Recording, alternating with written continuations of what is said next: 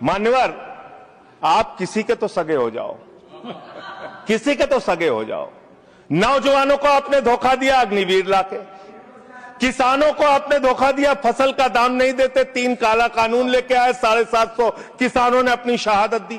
Corona में आपने पूरे देश को लाइन में खड़ा कर दिया, नोटबंदी में लाइन खड़ा कर दिया, गैस में लाइन खड़ा कर दिया। अब अपनी पहचान कराने के लिए एक ट्रांसजेंडर को लाइन में खड़ा होना पड़ेगा, अपमानित होना पड़ेगा, उसकी जांच की जाएगी, पड़ताल की जाएगी, उसकी बेइज्जती की जाएगी। मैं तो हैरान हूं, सत्ता पक्ष के लोग कह रहे हैं दारू पी के आ जाते हैं, सिगरेट पी के आ जाते हैं, ऐसा है वैसा है।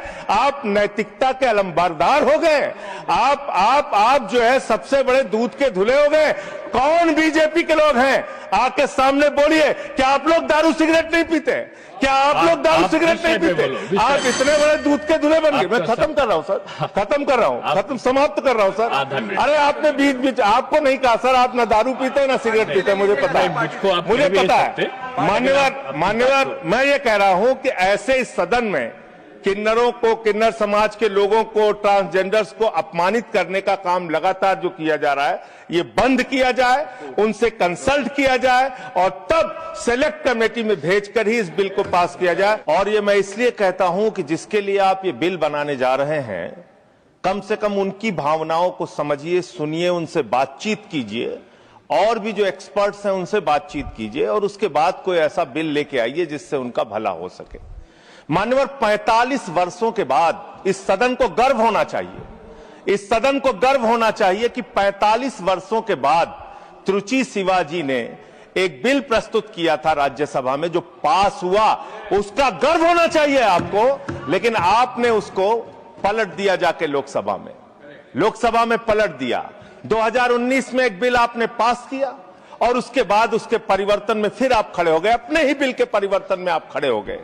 मान्यवर, मैं घटना का उदाहरण आपको देना चाहता हूं। ये किस समाज के लोगों से आप दुश्मनी ले रहे हैं? भगवान श्री राम जब वनवास जा रहे थे मान्यवर, तो उन्होंने नर से कहा आप जाइए, नारी से भी कहा आप जाइए, किन्नर समाज के लोगों से नहीं कहा। वो वहीं रुके रहे, वहीं इंतजार करते रहे और जब भगवान श्री राम वापस आए तो उन्होंने आशीर्वाद दिया उनकी भक्ति को देख के। आप उस समाज के साथ विश्वासघात करने जा रहे हैं, उस समाज के साथ आप धोखा देने जा रहे हैं। वो बधाइयां देने का काम करते हैं, हर शुभ अवसर पर उनको बुलाया जाता है, हर शुभ अवसर पर उनको शुभ माना जाता है। आप उनको धोखा देने का काम कर रहे हैं। आप किन्नर समाज के लोगों का कल्याण करना चाहते हैं?